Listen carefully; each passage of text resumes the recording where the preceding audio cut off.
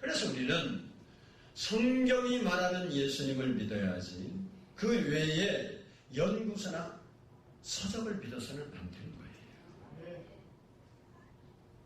여러분이 믿는 예수님, 여러분이 인격적으로 만났습니까? 맨날 지식에서 맴도는 예수가 아니라 여러분이 인격적 만남이 뭐냐면요, 이렇게 사람과 사람을 만나는 것처럼 만나는 게 인격적 만남이에요. 사도 바울이 예수님을 만나기 전에도 하나님을 잘 섬기는 사람이었습니다. 그런데 다메섹 도상에서 사도 바울이 예수님을 인격적으로 만난 거예요. 부활의 주님을 인격적으로 만나고 그가 주님을 만나고 인생이 완전히 바뀐 거예요. 왜? 만났기 때문에. 우리의 신앙이 막연히 예수 믿으면 구원받고 예수 믿으면 천국 가고 예수 믿으면 그래서 지식의 신앙으로 머물러서는 안 되는 겁니다. 그러니까 이만희한테 넘어가고 요즘은 장길자가 하나님이래요. 여자가 하나님 어머니 교회에 생겨서 세상에 얼마나 성경에 대해서 무지하면 어머니 교회가 생겼어요. 하나님은 남성도 아니고 여성이 아니에요. 하나님은 남자도 아니고 여자도 아니라고. 천사도 남자도 아니고 여자도 아닌 것처럼. 근데 아버지가 있으니까 어머니가 있다고 그래갖고 또 가서 어머님 그러고 그 하나님이라는 사람이 또 세상에서 뭐 조금 표창받으니까 그걸 자랑하고 있어. 그 하나님이요, 인간이지. 왜 말도 안 신앙에 우리가 휩쓸리고 넘어지고 거기 빠져서 허덕이게 되겠습니까? 여러분이 믿는 예수를 제대로 만나지 않아서 그런 거예요. 우리는 그 예수님을 삭개오가 말로만 들었던 그 예수를 보고 싶어서 뭐가 나면 올라가서 만난 것처럼 만나야 되는 거예요. 아멘. 유명한 화가인 피카소의 아버지는 시골 미술 선생이었습니다. 그러다 보니까 어려서부터 이제 그림을 자연스럽게 그리게 된 거지요. 그가 어떤 날 낡은 아파트 마실 위에 서 있는 파리의 뒷골목을 걷고 있었습니다. 골목 이곳저곳에 쓰레기가 많이 쌓여 있었는데 막다른 골목에 갔더니 이제 버려진 자전거가 한 대가 있었어요. 근데 그때 마침 아침인 시간인데 그 아파트 건물 사이로 햇볕이 아침 햇살이 쫙 그 자전거에 비친 거예요. 그때 이 화가니까 화가의 특유한 어떤 영성이 그것을 보면서 느껴졌어요. 그래서 그 낡은 버려진 자전거를 집으로 가지고 와서 그 자전거에 핸들과 안장을 띄었습니다. 그리고 그 두 가지를 용접을 해서 뿔 달린 황소를 다 만든 거예요. 그것이 지금은 값으로 계산할 수 없는 명작인 황소머리라는 작품입니다. 근데 이 피카소가 그 후에 이런 기자들과 인터뷰하면서 이런 이야기를 했어요. 사람들에게 버려졌다고 해서 그 물건이 죽은 것이 아닙니다. 생명은 부여하는 자의 몫입니다. 그런 의미에서 저에게 쓰레기는 위대한 가능성을 가진 예술 재료가 됩니다. 요즘은 빈 깡통 갖고 작품 만들고 그러죠. 많이 보시죠. 그게 무슨 얘기입니까? 어떤 사람에게는 그것이 아무 쓸모없는 쓰레기가 되는데 어떤 사람에게는 그것이 아주 가치 있는 재료가 되는 거예요. 십자가라는 것은 죄수를 매달는 형틀이었습니다. 그런 그 형틀에 매달린 예수님, 그 예수님이 누구인가 그리고 그분을 어떻게 믿느냐에 따라서 십자가의 가치와 의미와 능력이 달라집니다. 사람들은 예수님을 십자가에 못 박아 죽였지만 하나님은 십자가에 못 박힌 그 예수 그리스도를 사람을 살리는 구세주로 세우셨습니다.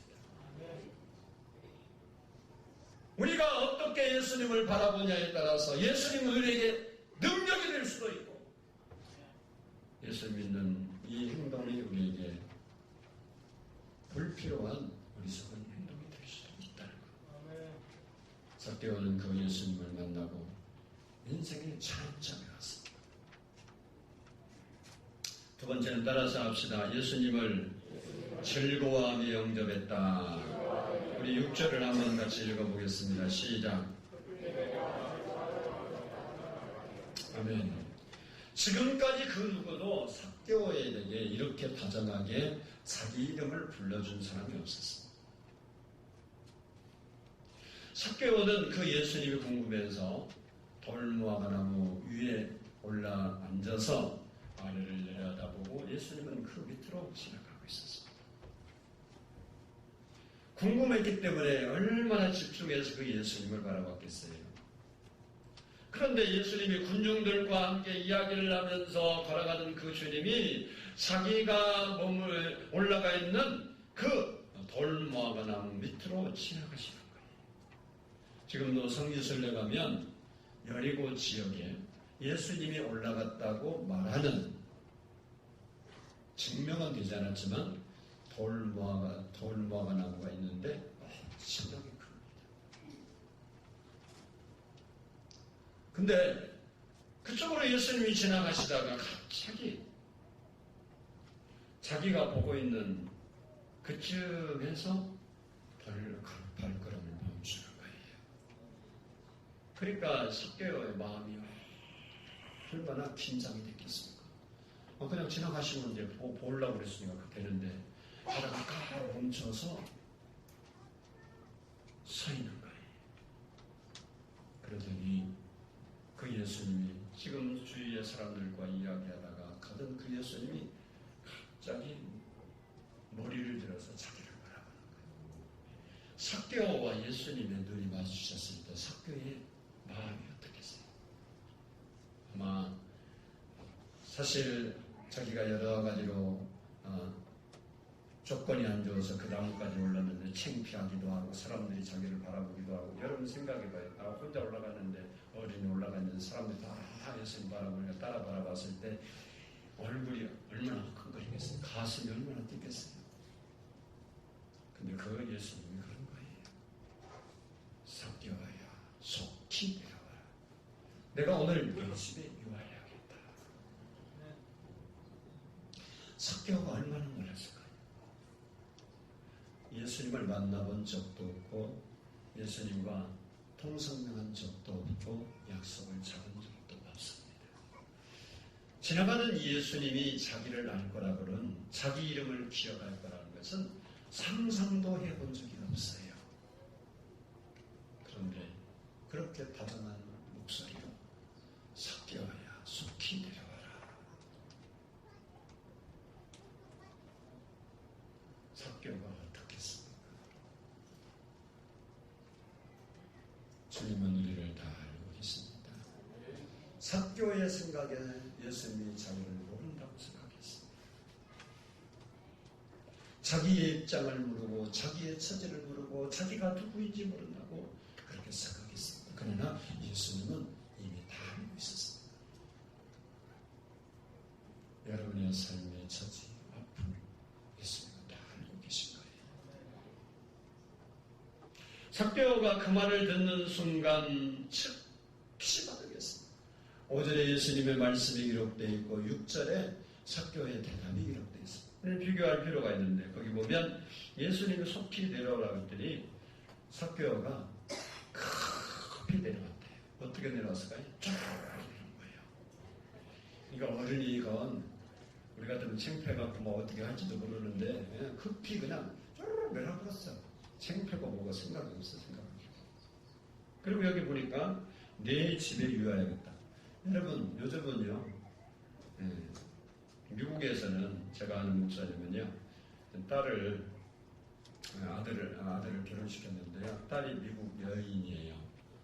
손자가 생겼는데도 그 집에 가서 손자 얼굴을 보고 싶은데 허락을 받아야 간대요. 밥 먹으러 못 가는 거예요. 그래서 둘째 아들은 한국 사람하고 해서 우리 교회 목사님 딸하고 결혼을 시켰어요. 너무 좋았는데 왜? 언제나 와도 환영하니까. 요즘 사람들은요, 집에 간다 그러면 싫어해요. 요즘 신방하자 그러면요, 이 핑계 짚으면 절대 신방 안 받아. 복잡하다는 거예요. 와봐야 귀찮다는 거예요. 고넬료 같은 마음으로 신방을 받으면 기적이 일어날 건데, 그런 마음이 아무도 없어요. 근데 삭개오고 예수님 오고 언제 말도 맞춰본 적도 없는데 갑자기 그런 거예요. 내가 오늘 내 집에 가서 자겠다는 거예요. 여러분, 제가 이게 보통 사건이 아니잖아요. 근데 삭개오가요, 고민하고 걱정하고 생각해본 일이 없어. 그냥 오늘 본문에 보니까 어떻게 영접했다고 써놨어요? 즐거워하며 영접하거라 하는 거예요. 좋아, 펄떡펄떡 됐다는 소리죠. 이 급히라는 말은요, 즉시, 곧바로, 빨리라는 거예요. 6절의 짧은 구절에서 세 가지 동사가 반복되고 있는데, 내려와, 즐거워하며 영접하거라. 신앙은 결단이 있어야 하는 겁니다. 생각해보고 검토해보고 연구해봐야 할 일도 있어요. 그러나 어떤 것은 즉시 빨리 결정해야 할 일도 있습니다. 예를 들면 도둑질을 하다, 강도질하자, 나쁜 짓을 하자, 누구를 두들겨 패주자, 죄 짓는 일을 하자, 그런 것은 누가 회유를 하고 꼬여도 우리가 심사숙고해서 말려들지 않아야 되는 거예요. 그러나 예수 믿고 죄사함 받는 일, 교회를 섬기고 남을 도와주는 일, 바르게 살고 바르게 믿고 복받는 일은 생각할 필요도 없고 고민할 필요도 없는 거예요. 오늘 본문에 보면 삭개오는 급히 내려와서 즐거워하며 예수님을 영접했습니다.